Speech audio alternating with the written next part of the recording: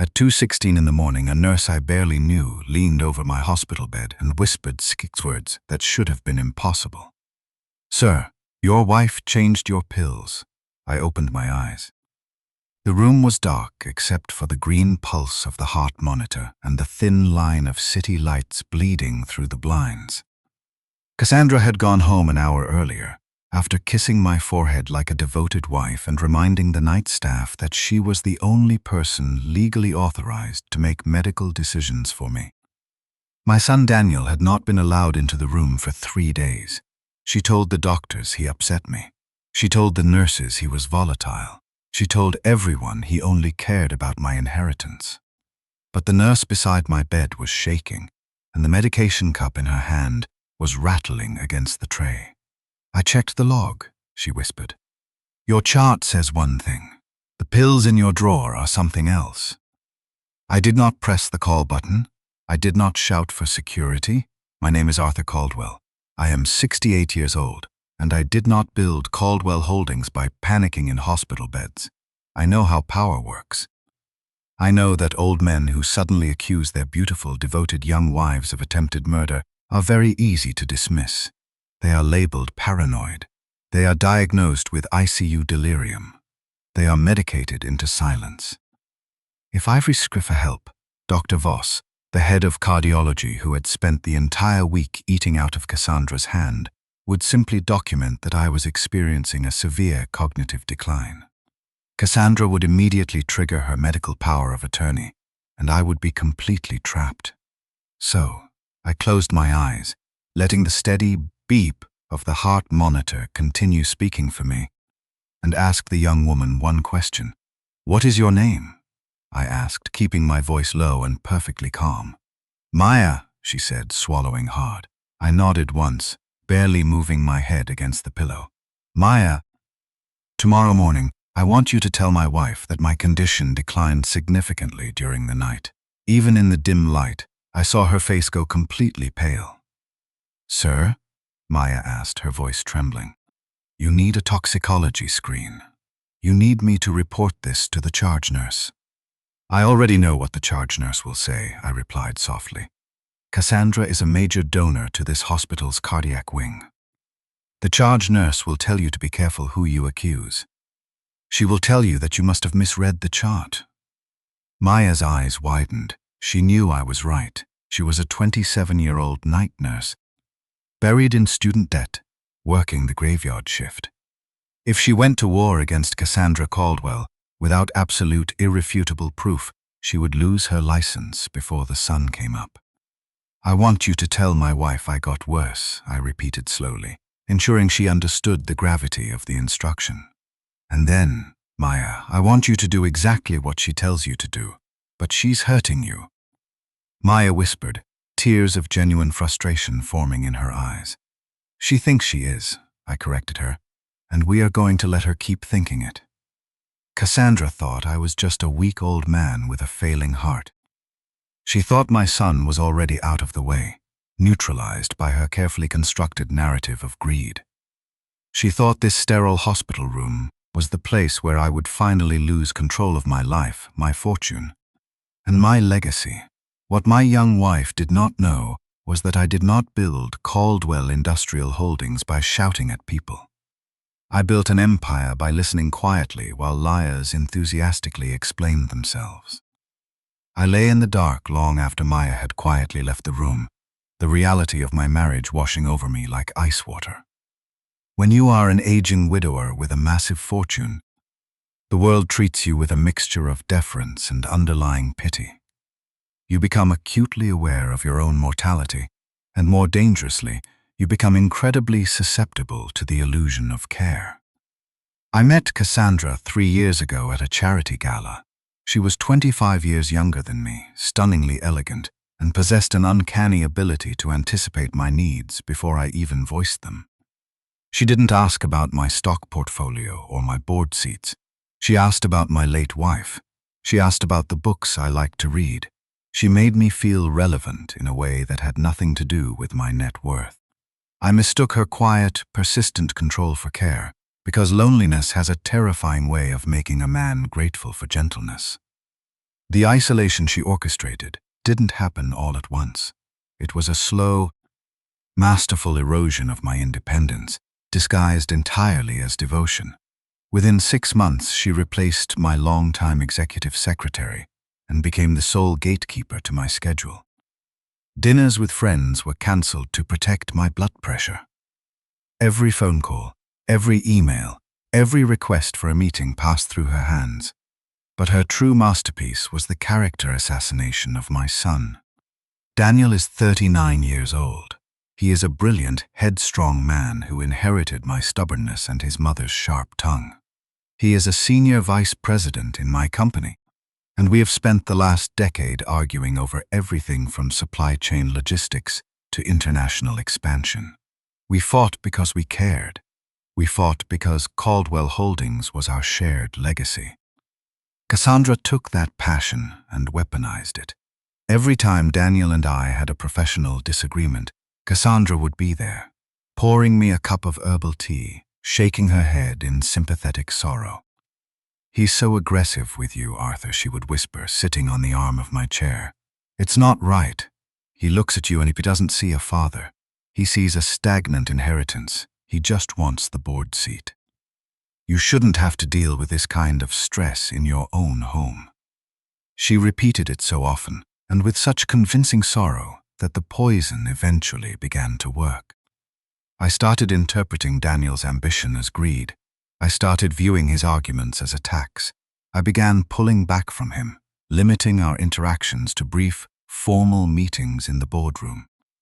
The wedge Cassandra drove between us was absolute. And then 5 days ago, my chest seized up in the middle of a corporate strategy session. The heart attack was severe. I woke up in the intensive care unit with tubes in my arms and a terrifying lack of oxygen in my blood. Cassandra was sitting beside the bed, holding my hand, playing the role of the terrified, devoted wife with Oscar-winning perfection. Daniel had rushed to the hospital the moment he heard the news. I wasn't supposed to hear what happened in the hallway outside my room, but the door had been left slightly ajar by a passing orderly. I heard Daniel's heavy footsteps, followed by the sharp, authoritative voice of a private security guard. "You can't go in there, sir," the guard had said. Mrs. Caldwell's strict orders, only approved medical staff. I heard Daniel's voice rise in absolute disbelief. "That is my father in there," he yelled, the panic and fear completely stripping away his corporate polish. "I am his son. Get out of my way." Then Cassandra's voice cut through the noise, calm, cold, and dripping with manufactured disappointment. "Stop yelling, Daniel," she had said. "You are upsetting the entire cardiac floor." "I need to see him, Cassandra," Daniel demanded, his voice breaking. "I need to know he's okay." "He just survived a massive cardiac event," Cassandra replied smoothly. "An event brought on by stress. He needs absolute peace, and you are the primary source of his anxiety." "I'm his emergency contact," Daniel argued. "Not anymore," Cassandra said. "I am his medical power of attorney. I am his wife. I am protecting him. So stop treating him like a pending inheritance and go home." I lay in the hospital bed, listening to the silence that followed. I heard Daniel walk away. I thought he had abandoned me. I thought Cassandra was right. But as I lay in the dark room now, processing the terrifying reality of Maya's whisper, the pieces of the puzzle finally slammed together. Cassandra hadn't locked Daniel out because he was a threat to my health. She locked him out because he was a threat to her control. Daniel was the only person in the world who wouldn't hesitate to challenge Dr. Voss. He was the only person who would demand a second opinion, who would audit the medication logs, who would realize that I was being kept intentionally weak. Cassandra needed me isolated. She needed me foggy, compliant, and completely dependent on her goodwill.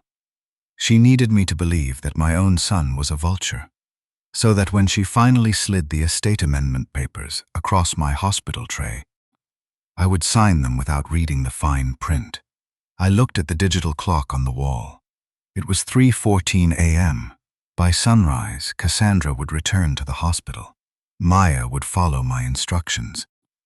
She would inform my wife that my heart rate had become erratic during the night, that my responses were sluggish, and that I was slipping into a state of profound cognitive decline. Cassandra would believe it, because it was exactly what she had engineered. She would think the altered pills were working perfectly. She would assume the endgame had arrived. She would call her lawyer. She would summon the board proxy documents. She would bring Daniel in to force him into a waiver of contest, using my supposed imminent death as leverage. I closed my eyes and let my breathing slow, practicing the shallow, labored rhythm of a dying man. Cassandra wanted a helpless husband. I decided to give her one. The truth about Cassandra's betrayal was not hidden in a grand, dramatic conspiracy. It was buried in the mundane, administrative details of hospital record-keeping. Maya Ruiz was not a detective, but she was a meticulous night nurse. She had spent the last 3 years working in the cardiac intensive care unit, and she knew the rhythms of recovery and decline better than most of the attending physicians. When Maya looked at my chart, she didn't just see a single mismatched pill. She saw a calculated pattern of sabotage. Over the course of 5 days, my official prescription called for a precise combination of blood thinners and beta blockers designed to stabilize my heart rhythm. But Maya noticed that on the specific nights Cassandra insisted on staying late to comfort me, the pharmacy cabinet access logs showed unusual activity. Someone was overriding the standard dispensing protocol. The pills Cassandra handed me with a sad, sympathetic smile were not beta blockers. They were heavy, contraindicated sedatives. They were designed to artificially lower my blood pressure, induce profound lethargy, and mimic the exact symptoms of rapid cognitive decline. Maya spent her entire shift cross-referencing the logs. She found that Dr. Voss, the head of cardiology, had repeatedly amended his clinical notes following private phone calls with my wife. Whenever my heart rate dropped dangerously low after Cassandra's visits, Dr. Voss did not order toxicology screens or adjust my primary medication. Instead, he simply wrote, "Patient exhibiting anticipated post-infarction fatigue and cognitive instability. Wife monitoring closely." It was a perfect, self-fulfilling medical prophecy. Cassandra was drugging me into a stupor, and Dr. Voss was providing the clinical documentation to make it look like a natural tragedy. Terrified by what she had uncovered, Maya took the discrepancy report to the charge nurse at 5 in the morning. I don't know what happened during that conversation, but Maya told me about it much later. She had laid the printed logs on the desk, pointing out the mismatched pills and the unauthorized access times. The charge nurse, a woman who had worked in the hospital for 20 years and knew exactly how hospital politics functioned, did not look at the papers. She looked at Maya. Mrs. Caldwell's family foundation just pledged $2 million to renovate this cardiac wing, the charge nurse had said, her voice dropping to a harsh whisper. Dr. Voss is the chief of medicine. You are a junior night nurse with $60,000 in student debt. I know what I saw, Maya had argued, her hands shaking. You saw an exhausted wife helping her husband take his medication, the charge nurse snapped. Be very careful who you accuse, Maya. If you take this to compliance without a smoking gun, they won't investigate Cassandra Caldwell. They will fire you for violating patient privacy protocols. And you will never work in a hospital in this state again. Maya had walked out of the office feeling entirely powerless.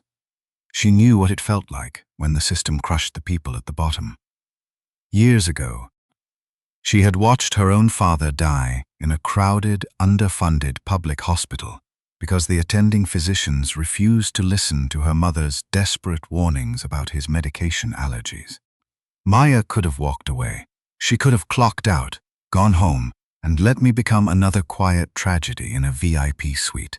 But when the sun began to rise over the city, she walked back into my room. She checked my vitals, her hands still trembling slightly, and she met my eyes. "I'll do it," she whispered. I nodded slowly, acknowledging the immense risk she was taking. When Cassandra arrived at 8 o'clock that morning, the performance began. I did not have to act like a dying man. I simply had to stop fighting the effects of the sedatives she had already given me. I let my breathing become shallow and erratic. I allowed my eyes to roll back slightly, keeping my responses sluggish and disjointed. I let the heart monitor beep in a slow, tired rhythm. Cassandra walked into the room carrying a cup of expensive coffee and a designer handbag. She took one look at my condition, and her eyes lit up with a flash of predatory triumph. But the moment Maya stepped into the room, Cassandra's expression instantly transformed into a mask of devastating sorrow. "What happened?" Cassandra asked, rushing to the side of the bed and taking my limp hand in hers. "He looked so much better when I left last night."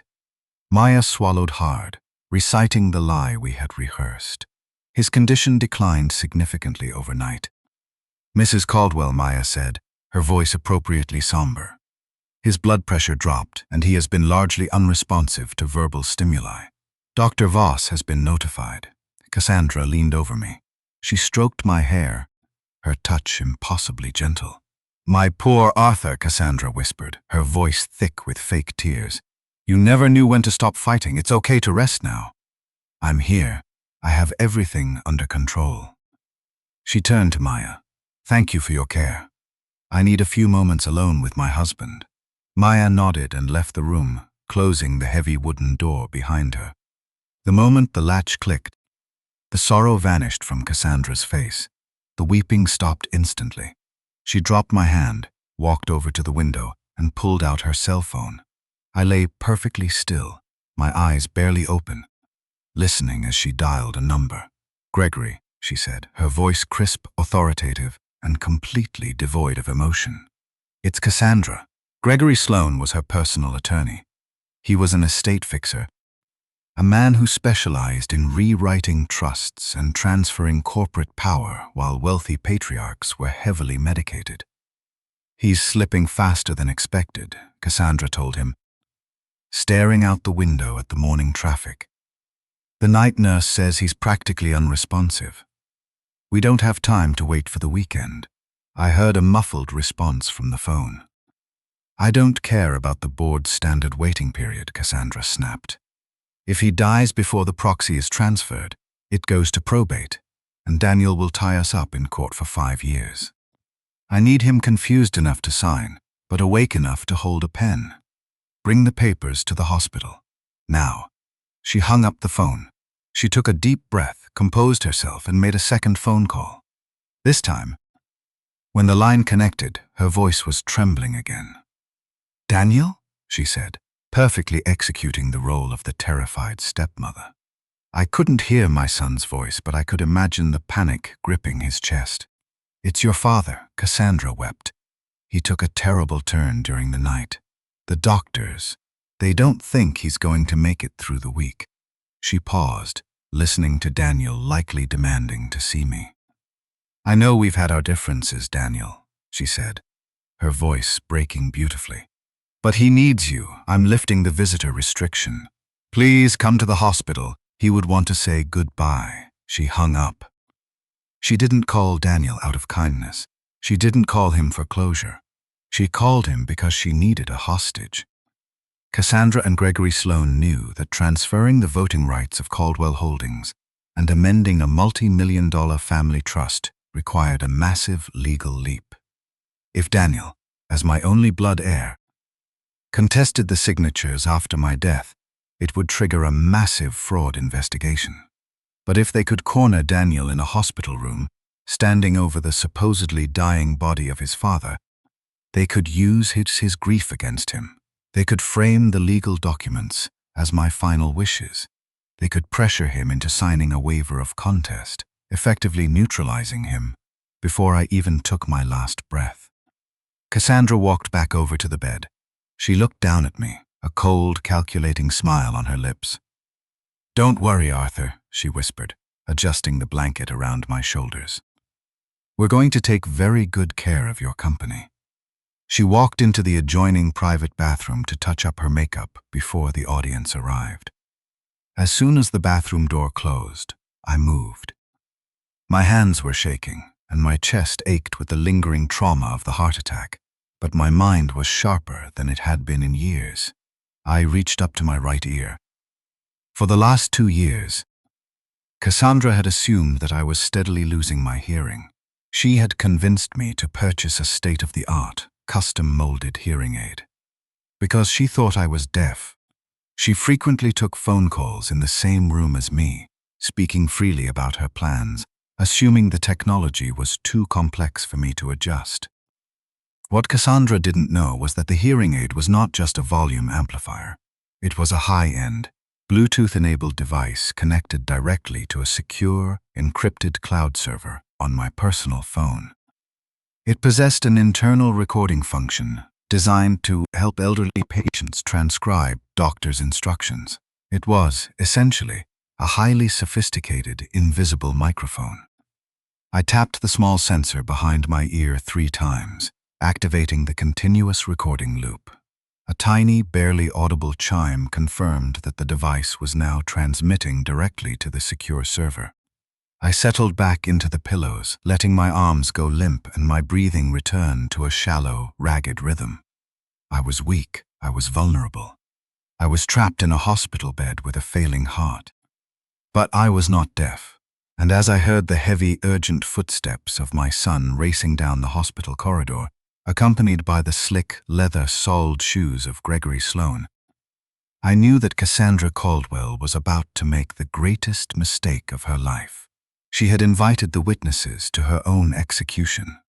The door to my hospital room swung open with such force that the heavy brass handle struck the drywall. Daniel stood in the doorway.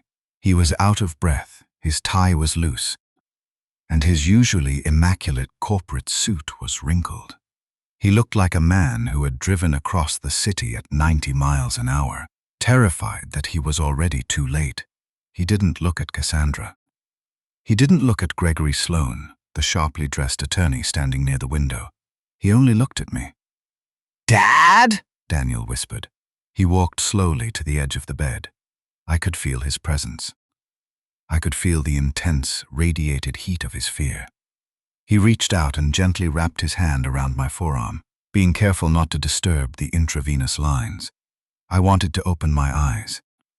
I wanted to squeeze his hand and tell him that I was fine, that I had finally figured out who the real enemy was. But I couldn't. I had to let him endure this pain, because the trap required absolute commitment. If I moved, Cassandra would immediately pivot her strategy, and I would lose the opportunity to catch her on a digital recording. So I remained perfectly still, a silent prisoner in my own body. "He's barely responsive, Daniel," Cassandra said softly, stepping up beside him and placing a comforting hand on his shoulder. "Dr. Voss says the organ failure is cascading. It's only a matter of time." Daniel flinched at her touch. He pulled away, his eyes never leaving my face. "Why didn't you call me sooner?" Daniel asked, his voice thick with suppressed emotion. "You kept me out of this room for 3 days. You told me he was stabilizing. I was protecting him," Cassandra replied, slipping effortlessly into the role of the exhausted, grieving wife. "The doctors said he couldn't handle any stress. I didn't want you to see him like this until it was absolutely necessary." Daniel finally looked up. He looked past Cassandra and locked eyes with Gregory Sloane.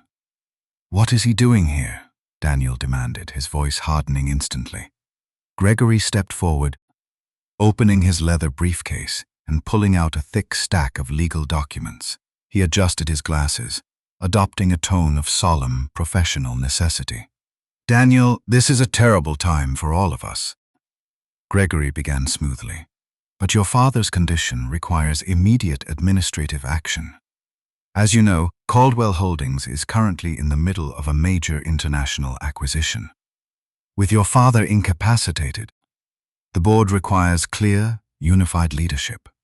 "I'm the senior vice president," Daniel said sharply. "The executive committee knows how to handle the acquisition." "Yes, but they don't have the voting authority to finalize it," Gregory countered.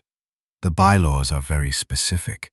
In the event of severe medical incapacitation, Your father's board proxy and the voting rights of the family trust must be temporarily transferred. Daniel looked back at Cassandra. To you, he stated, not asking a question, but stating a toxic fact. Cassandra sighed, wiping a non-existent tear from her eye. Arthur and I discussed this months ago, Daniel. He wanted to make sure the company was protected from internal power struggles if anything ever happened to him.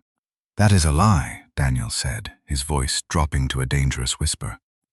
My father would never hand operational control of a global logistics firm to a woman who doesn't know the difference between a supply chain and a shopping mall. Gregory stepped between them, playing the role of the diplomatic mediator. Daniel, please. Your father's condition requires unity, Gregory said, holding out a silver pen. The legal mechanism is already in place. Cassandra holds the medical power of attorney. If she declares him incapacitated, the board proxy automatically transfers to her. However, because you are the primary blood heir, the transfer is subject to a mandatory 30-day trust review if you contest it. Gregory placed the documents on the small rolling table at the foot of my bed. We don't have 30 days, Gregory continued. The acquisition closes next week. If the board doesn't have a unified proxy vote, the deal collapses and Caldwell Holdings loses hundreds of millions of dollars. Your father spent his entire life building that company. We need you to sign a waiver of contest. Daniel stared at the paperwork. He recognized it for exactly what it was. It wasn't a temporary administrative measure. It was a hostile takeover wrapped in a hospital gown. If he signed the waiver, he would legally surrender his right to challenge Cassandra's authority. She would take control of the board, vote herself into an executive position, and systematically dismantle my legacy before my obituary was even published. No, Daniel said. Cassandra's fake sorrow vanished instantly. What do you mean? No. I mean no, Daniel repeated, his voice rising, echoing off the sterile walls of the ICU room. I'm not signing anything. If the acquisition fails, it fails. We'll rebuild. But I am not handing you the keys to my father's empire while he is lying right here. Daniel, be reasonable, Gregory urged. The medical reality is undeniable. He's not going to recover. You are holding the company hostage out of petty spite. No, Daniel fired back, stepping toward the lawyer. I am holding the company together because it requires leadership, not scavengers. It requires doctors who aren't afraid of my stepmother. Cassandra lost her temper. The carefully constructed mask of the grieving wife finally slipped, revealing the cold, calculating narcissist underneath. You think this company is yours because you have his last name, Cassandra spat, her voice venomous and sharp. It isn't. You spent the last 10 years arguing with him, stressing him out, demanding more power. I was the one who was here. I kept him alive while you waited for him to die. I was waiting outside because you locked the door. Daniel shouted, his anger finally boiling over. You isolated him. You cut off his friends. You fired his staff. And you convinced him that his own son was a threat. Because you are a threat, Daniel, Cassandra yelled back. You're arrogant, you're impulsive, and Arthur knew it. That's why he gave me the power of attorney.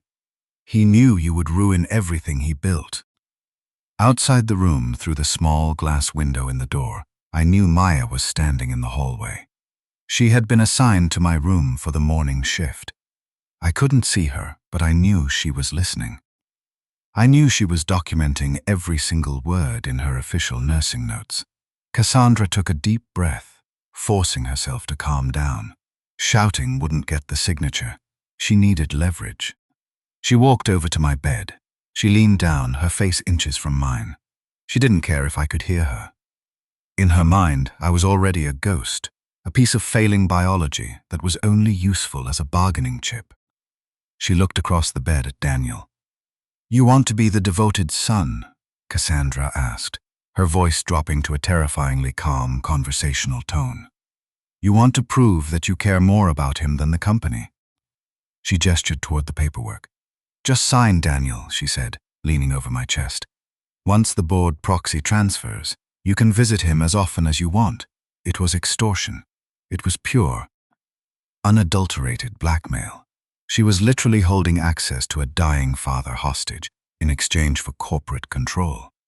Through the tiny, invisible microphone behind my right ear, the hearing aid captured the audio with crystal-clear digital precision. It captured the coldness in her voice. It captured the implicit threat. It captured the absolute proof of her malicious intent. I waited for Daniel's response. Part of me, the part that had been poisoned by Cassandra's lies over the last 3 years, feared that he would hesitate. I feared that he would look at the hundreds of millions of dollars on the line and try to negotiate a compromise. I feared that the son I had pushed away would finally decide that the inheritance was more important than the man. Daniel looked at the paperwork. He looked at Gregory Sloane's expensive pen. Then he looked at me. He reached out and gently touched my shoulder again. His grip was firm, grounding, and incredibly protective. "I don't care about the board proxy," Daniel said quietly. "I don't care about the acquisition. You can take this paperwork and you can burn it." "Daniel, if you don't sign," Gregory started. "I said no," Daniel roared, turning his fierce gaze back to the lawyer. He leaned over the bed, placing himself physically between Cassandra and my body, a human shield against the vultures circling my life. "I will not sign away my father while he is still breathing," Daniel said, every word dripping with absolute, unbreakable conviction. "As long as his heart is beating, he is the chairman of Caldwell Holdings. And you are going to have to drag me out of this hospital in handcuffs before I let you force a pen into my hand." Cassandra stared at him, her eyes burning with hatred. She realized in that moment that Daniel could not be bullied, bought, or manipulated. "Fine," Cassandra hissed. She turned to Gregory Sloane. "Call Dr. Voss. Tell him I am officially invoking my medical power of attorney. Tell him I want a formal declaration of incapacitation filed immediately. If Daniel won't sign the waiver, we'll bypass him. We'll take this straight to the hospital compliance board and have the proxy transferred by emergency medical mandate." Gregory nodded, packing the unsigned documents back into his briefcase. "I'll make the call right now." Cassandra looked at Daniel one last time. "You have 30 minutes to say your goodbyes, Daniel," she said coldly. "Because the moment Dr. Voss signs that declaration, you are being escorted out of this building by security, and you will never see him again." She spun on her heel and marched out of the room, Gregory Sloane trailing closely behind her like an obedient shadow. The heavy door clicked shut, leaving Daniel and me alone in the quiet, dim room. I heard Daniel pull a chair up to the side of the bed. He sat down heavily. He leaned forward, resting his forehead against the mattress near my arm. I could feel the bed shake slightly as he finally allowed the tears to fall. "I'm so sorry, Dad," Daniel whispered into the sterile sheets, his voice broken and exhausted. "I'm so sorry I wasn't here. I should have fought harder. I shouldn't have let her push me away." I lay there, listening to the agonizing sound of my son blaming himself for a trap that I had allowed to be built. The digital chime in my hearing aid pulsed silently, confirming that the recording had been successfully uploaded to the cloud server. Cassandra thought she had won. She thought she was 30 minutes away from a medical declaration that would hand her an empire. She didn't realize that she hadn't just given me the evidence I needed to destroy her. She had just given me my son back. The emergency board review of Caldwell Holdings did not take place in a glass-walled corporate skyscraper. Because of the urgent medical nature of the proxy transfer, Elaine Porter, the formidable chairwoman of the board and the primary trustee of our family estate, convened the meeting in the executive conference room on the 5th floor of the hospital. At 2 o'clock in the afternoon, the room was suffocatingly tense. Daniel sat at one end of the long mahogany table, staring at the polished wood, looking exhausted and utterly defeated. He had spent the last 2 hours believing that he was about to watch his father's life's work handed over to a predator, and there was absolutely nothing he could do to stop it. At the other end of the table sat Cassandra, flanked by Gregory Sloane and Dr. Voss. Cassandra was dressed in a conservative dark navy dress. She had styled her hair simply, and her makeup was intentionally minimal. She looked exactly like a woman bearing the unbearable weight of impending widowhood. She had brought a box of tissues, occasionally dabbing at the corners of her eyes as Gregory Sloane laid out the legal justification for the emergency proxy transfer. To her right, a hospital compliance officer sat silently, observing the proceedings to ensure all medical directives were being handled legally. And standing near the door, clutching a thin manila folder to her chest, was Maya Ruiz. "I understand that this is difficult for everyone," Gregory Sloane was saying, his voice projecting a tone of solemn necessity. "But Dr. Voss has officially signed the declaration of incapacitation. Arthur Caldwell is no longer capable of making medical or financial decisions. According to the standing power of attorney, that authority now resides entirely with his wife, Cassandra Caldwell." Elaine Porter did not look convinced. She was a woman who had spent 30 years surviving corporate boardrooms, and she possessed a lethal detector for bullshit. Elaine had not trusted emergency proxy transfers for 20 years. After one hostile takeover attempt in the early 2000s, she and I wrote a rule into the trust. No medical proxy could move board control without independent review. Elaine folded her hands on the table and looked directly at Cassandra. "Mrs. Caldwell," Elaine began, her voice calm but razor-sharp. "You are asking the board to immediately transfer Arthur's voting proxy to you, bypassing the standard 30-day review period and effectively freezing Daniel out of the executive committee." Cassandra nodded, wiping her eye. "Arthur trusted me," she said softly. "He knew that if anything happened to him, I would protect his vision. He wanted me to protect the company from internal conflict. He wanted me to protect him from people who only saw him as a fortune." She cast a sorrowful, accusatory glance at Daniel. Elaine Porter didn't blink. She opened a sealed envelope resting in front of her. It was a package that my personal security detail had anonymously couriered to her office 2 hours earlier, containing the digital audio files from the cloud server. "If Arthur trusted you to protect him," Elaine said, reading from a printed transcript, "then why did his medication logs change only on the nights you were present in his room?" The conference room went dead silent. Cassandra's hand froze halfway to her face with the tissue. Dr. Voss shifted uncomfortably in his chair, suddenly looking very pale. I don't know what you're talking about," Cassandra stammered, recovering her composure quickly. "Arthur's condition is a tragedy, Elaine. It's the natural progression of a severe cardiac event, is it?"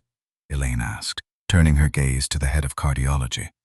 "Dr. Voss, the board requires an explanation. Are you aware that the pills dispensed to Mr. Caldwell during the night shifts did not match his official chart?" Dr. Voss cleared his throat nervously. "There was some anticipated post-infarction fatigue," he muttered, avoiding Elaine's eyes. "Mrs. Caldwell was simply assisting with his prescribed care regimen. Any discrepancies are likely administrative errors. My patient is in a coma. Miss Porter, the medical reality is undeniable." Cassandra sat up straighter, leaning into her authority. "Elaine, this is incredibly inappropriate," Cassandra said, her voice hardening. "You are looking for conspiracies where there is only grief. My husband is dying. My husband cannot speak for himself." Cassandra looked at Daniel with pity. "Your father loved you, Daniel. He just never trusted you with anything that mattered." The heavy oak doors of the conference room opened. "That," I said, rolling my wheelchair into the room, "is the first honest thing you have said today." Cassandra gasped. She actually fell back in her chair, staring at me as if she were looking at a ghost. Gregory Sloane dropped his pen. Dr. Voss looked like he was about to have a heart attack of his own. Daniel shot up from his chair scraping violently against the floor. He rushed toward me, his face a mixture of absolute shock and overwhelming relief. "Dad?" Daniel whispered. Grabbing the handles of my wheelchair, I looked up at my son. I reached out and gripped his hand, giving it a firm, strong squeeze. "I'm right here, Daniel," I said quietly. I looked across the long table at the woman who had spent the last 3 years dismantling my life. I wasn't wearing a hospital gown. My personal security detail had brought me a tailored suit. I was pale, and my breathing was slightly labored, but my eyes were clear, and my posture was rigid with absolute authority. "Arthur," Cassandra breathed, her voice trembling. You're awake. The doctors said you were in a coma." "I wasn't in a coma, Cassandra," I replied, my voice projecting across the silent room. I was listening. I reached up behind my right ear and unclipped the custom-molded hearing aid. I placed it gently on the polished mahogany table. The small device sat there, a tiny piece of plastic and wire that had just detonated a nuclear bomb in the center of her meticulously planned future. "I may be old, Cassandra," I said slowly, letting every word sink in. I was weak. But I was not deaf. I nodded to Elaine Porter.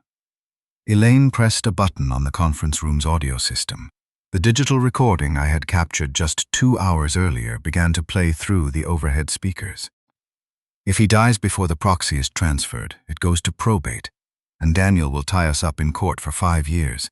Cassandra's recorded voice was crisp, cold, and utterly ruthless.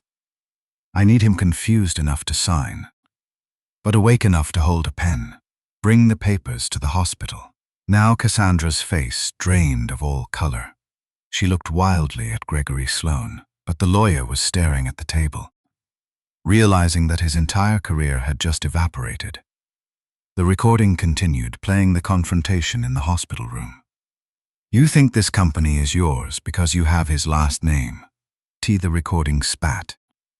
"I kept him alive while you waited for him to die, then." The final devastating piece of extortion echoed through the room. "Just sign, Daniel. Once the board proxy transfers, you can visit him as often as you want." Elaine Porter stopped the recording. The silence that followed was heavy, suffocating, and absolute. I turned my attention to the head of cardiology. "Dr. Voss," I said, my voice dangerously calm. "You signed a medical declaration of incapacitation for a man who was fully conscious, based entirely on the manipulated symptoms induced by contraindicated sedatives. Sedatives that were authorized under your supervision." "It wasn't, I didn't know." Dr. Voss stammered, sweating profusely. "She told me she was giving you supplements." "I was trying to manage your anxiety." Maya Ruiz stepped forward from the back of the room. She didn't look terrified anymore. She looked like a woman who had finally found the power to speak the truth. She placed the thin manila folder on the table and slid it toward the hospital compliance officer. "These are the pharmacy access logs," Maya said clearly, her voice echoing in the quiet room. "They cross-reference exactly with Mrs. Caldwell's late-night visits. I reported the discrepancy to the charge nurse at 5 a.m. I was told to drop the issue because Mrs. Caldwell is a major financial donor to the cardiac wing." The hospital compliance officer looked at the logs, then looked at Dr. Voss with an expression of pure, unadulterated professional horror. "This is no longer a marriage issue," Elaine Porter stated, closing the folder in front of her. "This is an attempted corporate takeover executed with a hospital bracelet."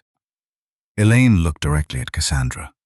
"As the primary trustee of the Caldwell estate, I am hereby declaring the medical power of attorney completely void due to extreme malfeasance," Elaine announced. "The board proxy transfer is suspended indefinitely." Cassandra was hyperventilating. The sophisticated, elegant facade had completely shattered. She was cornered, and she knew it. "Arthur," she cried, standing up and reaching out toward me. "Arthur, please. You have to understand, I was terrified. Daniel was trying to push me out. I was only trying to protect what we built together. I took care of you." I looked at her. I didn't feel anger anymore. I only felt a cold, profound clarity. "No," I replied, my voice cutting through her desperate tears like a scalpel. "You took access to me, and you called it care." I motioned for Daniel to wheel me closer to the table. I stopped, right in front of her. "You spent 3 years trying to convince me that my son was a vulture," I said quietly. "You tried to make me believe that the only person in the world who loved me was the woman who was slowly poisoning me in the dark. But you made one critical miscalculation, Cassandra." She stared at me, tears streaming down her face, her hand shaking uncontrollably. "You did not marry an old man, Cassandra," I said, delivering the final fatal blow to her illusion. "You married a locked safe and you called it love." I turned to the hospital compliance officer. "I want Dr. Voss suspended and escorted from the building pending a full medical board review," I commanded. "And I want hospital security to escort my wife off the premises. If she attempts to contact me, or if she attempts to access any Caldwell Holdings property, I will have her arrested for trespassing." Gregory Sloan stood up, hastily grabbing his briefcase. He didn't say a word. He knew that the State Bar Association Ethics Committee would be dismantling his life by morning. He practically ran out of the room. 2 large hospital security guards entered the conference room. They walked over to Cassandra. "Ma'am," one of the guards said, gesturing toward the door. "It's time to leave." Cassandra looked at the guards. She looked at the furious faces of the board members. She looked at Daniel, who was standing tall, his place at my side permanently restored. Finally, she looked at me. "Arthur, please," she whispered. One last pathetic attempt at manipulation. I didn't answer. I simply turned my wheelchair around, presenting her with my back. As the security guards escorted her out of the room, the heavy oak doors closed behind her, locking her out of my life, my company, and my fortune forever. The fallout from the emergency board meeting was swift, clinical, and absolutely devastating.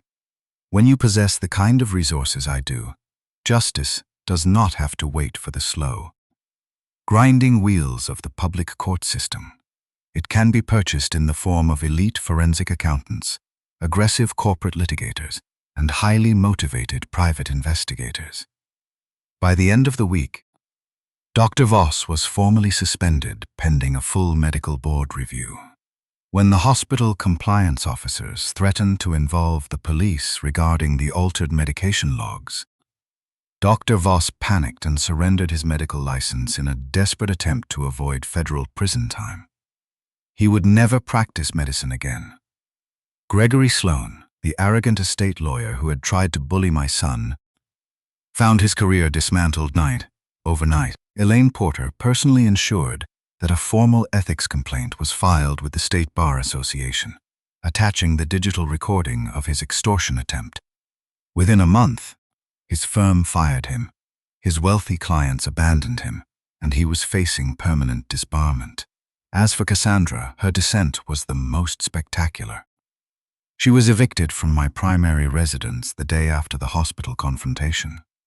Because the medical power of attorney was declared void due to extreme malfeasance, she had no legal standing to access my accounts.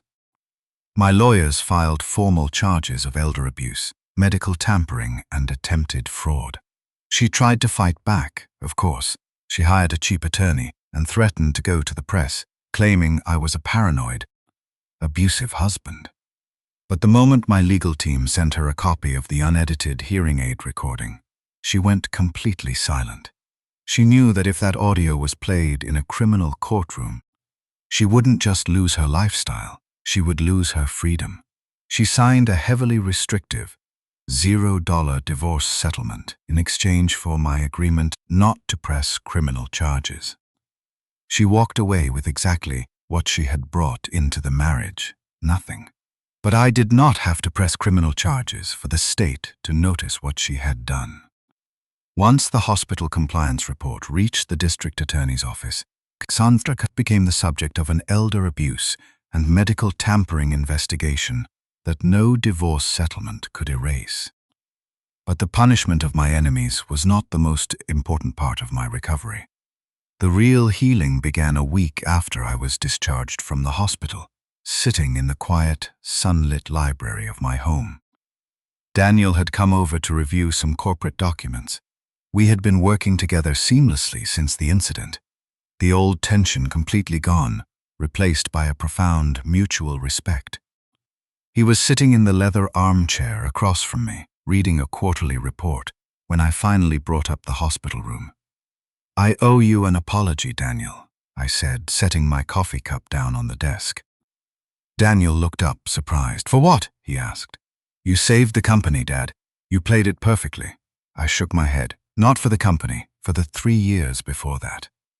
I looked at my son, seeing the lines of stress around his eyes, the gray at his temples that hadn't been there a few years ago. "I let her convince me that you were only interested in my death," I admitted, my voice heavy with regret. "I thought you were angry because you wanted my money. I thought you were impatient for the inheritance." Daniel put the report down. He looked at me for a long time, the painful memories of the last few years passing behind his eyes. "I wasn't angry about the money, Dad," Daniel said quietly. "I have my own money. I have my own career. I was angry because she was taking my father while he was still alive, and I didn't know how to stop her without destroying what was left of our relationship." I felt a tight, painful knot form in my chest. "Then I was the one who needed to wake up," I whispered. Daniel smiled, a small, genuine smile that reached his eyes. "You woke up right on time, Dad." He picked up the report again. For 3 years, Cassandra had made every silence between us feel like accusation. That afternoon, silence finally became something else. It became room to forgive. There was one more piece of business I needed to attend to. 2 weeks later, I invited Maya Ruiz to the corporate headquarters of Caldwell Holdings. She arrived looking nervous, dressed in a neat skirt and blouse, clearly intimidated by the massive glass tower and the silent, highly polished executive suite. I met her in the main boardroom, the same room where my executive committee had spent decades making decisions that moved billions of dollars. I asked her to sit at the head of the table. "You don't need to be nervous, Maya," I said, taking a seat beside her. "You aren't here for a deposition." Maya folded her hands in her lap. "I just did my job, Mr. Caldwell," she said softly. "No," I corrected her. "Your job was to dispense medication, chart my vitals, and ignore the politics of the cardiac wing. Your job was to stay quiet and protect your license. What you did was an act of profound moral courage." I opened a leather folder resting on the table and slid a single sheet of heavy, embossed paper toward her. "This morning, the Caldwell Family Foundation officially established the Caldwell Patient Advocacy Fellowship," I explained. "It is a fully funded, permanent endowment designed to pay the medical school tuition and living expenses for nurses who demonstrate exceptional courage in the face of institutional pressure." Maya looked at the document. Her eyes widened as she read the first line. "The inaugural recipient of this fellowship," I continued, my voice thick with respect, "is Maya Ruiz. Your student debt has been cleared. Your tuition for any medical program you choose to attend is fully covered, and our corporate legal team is permanently on retainer to protect you from any retaliation by Dr. Voss or the hospital administration." Maya covered her mouth with her hand. A tear slipped down her cheek, falling onto the polished mahogany table. She tried to speak, but the emotion completely overwhelmed her. "Mr. Caldwell, I don't know what to say," she whispered. "You don't have to say anything, Maya," I told her. "You were the only person in that hospital room with absolutely nothing to gain by telling the truth. That made you the most powerful person there, and this company rewards power when it is used to protect the vulnerable." She looked at me, her eyes shining with gratitude. And for the first time since my wife had tried to poison me, I felt like the world was actually going to be okay. 6 months have passed since the night in the hospital. I stepped down as the active CEO of Caldwell Holdings, transitioning to a purely advisory role as chairman of the board. I handed the operational reins to Daniel, and I have never once regretted the decision. He leads the company with the exact combination of empathy and ruthlessness that the market demands. As for me, I spend my days reading in the library, walking in the gardens, and occasionally reviewing investment portfolios for the family trust. Yesterday afternoon, my cell phone buzzed on my desk. I looked at the caller ID. It was an unknown number, but the area code belonged to the small, inexpensive apartment complex where Cassandra had relocated after the divorce. I let it ring. I didn't block the number. I just let it ring until it finally went to voicemail, the silence in the room returning to its peaceful, undisturbed state. Cassandra thought age had made me easy to manage. She thought that a failing heart and a quiet demeanor meant that I was ready to surrender my life to the first person who offered me a cup of tea and a sympathetic smile. She was wrong.